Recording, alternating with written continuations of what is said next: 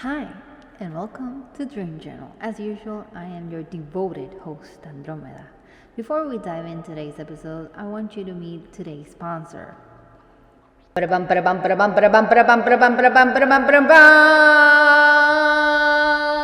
Behold! Feast your eyes on the yellow menace!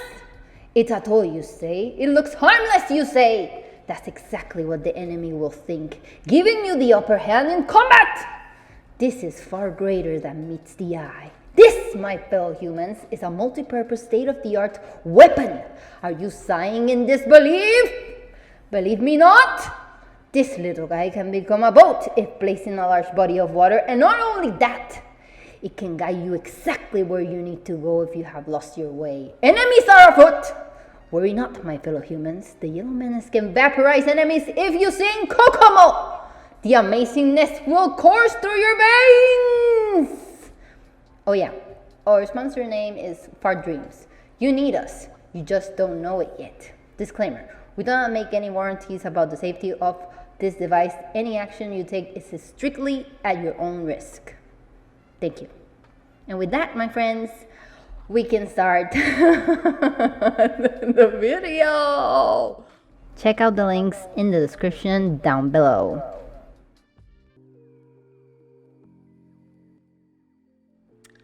I've been neglecting the parts of me that I don't like to think about as most people do. And now that I'm diving into these dreams, I feel like some demons need to be dealt with. Dream sequence initiated. I'm standing in a small library. In the middle of the room, there is a desk, surrounded by multicolored lights. As I get closer, bathed in the colorful lights, a woman. She's encircled by glowing crystals. She's clothed in black robes. Looks like a practitioner of magic, maybe? Her gaze is lost, as if unseen forces hold her captive. Suddenly, her body starts to levitate. The crystals glow more intensely. They seem to be absorbing her life source.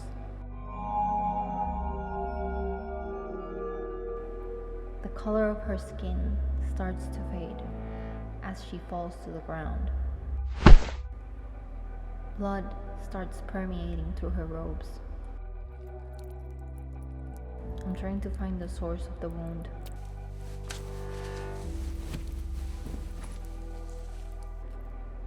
But I can't find it. She's dying. I grab her and I start dragging her out of the library through a corridor that connects with a small room. As I'm dragging her, I tell her, "We have to go for help." She stares at me silently for a few seconds and responds, "We can't do that." Now, I'm in the middle of an abandoned road. There are a lot of cars crashed into one another. Must have been some unprecedented event that unfolded. Panic must have taken over the drivers. I don't see human remains inside the cars. I've been walking for some time now. I hear footsteps, but not my own. From in between the cars, a man appears. He extends his hand.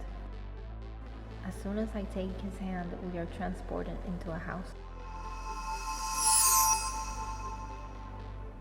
I'm inside a bathroom, and I can hear electronic music playing outside. I'm going to wash my hands, but when I open the faucet, pink diamonds start to pour out. I wash my hands in them. As I get out, I'm met with a lot of people. The house is cramped. I make my way through the crowd and I'm met with the man again. We're dancing and suddenly the house is silent. Empty. Nothing. Everybody just vanished. We're alone. He kisses me and says, "We could be together. We can make a program, you and me, and we could be together." I reply, I don't want to. I leave him and I go outside through some glass doors.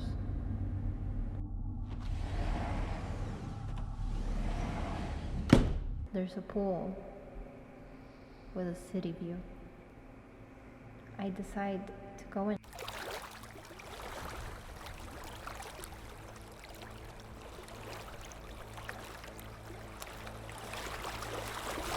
When I submerge myself into the water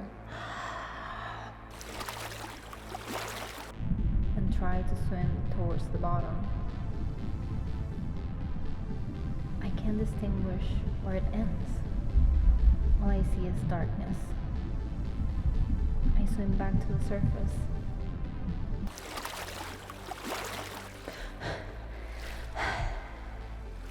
A humanoid figure stands in front of me. I can't distinguish any features. It's all a blur. It tells me, "Do you have money?" and I look at my hands. I'm holding a few gold coins and pastel colored papers.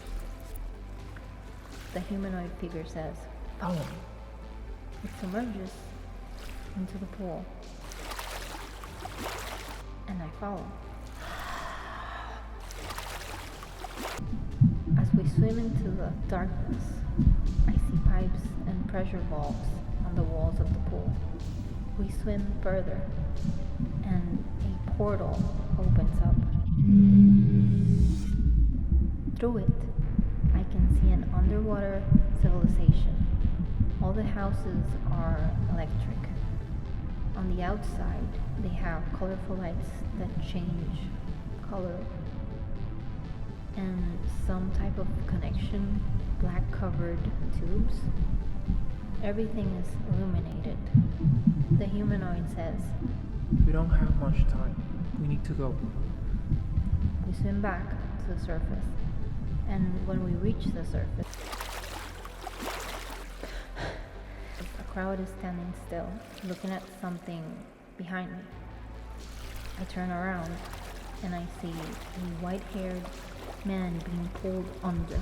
I submerge myself to try to save him from whatever is pulling him, but he starts to vanish into the darkness of the pool, and I wake up.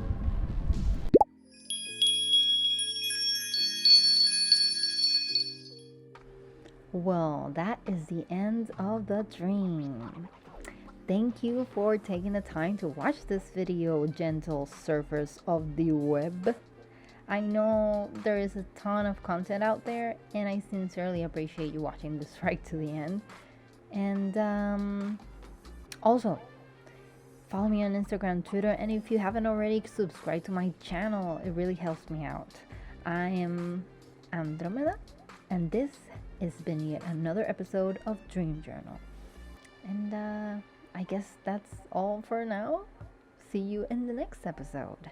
Bye.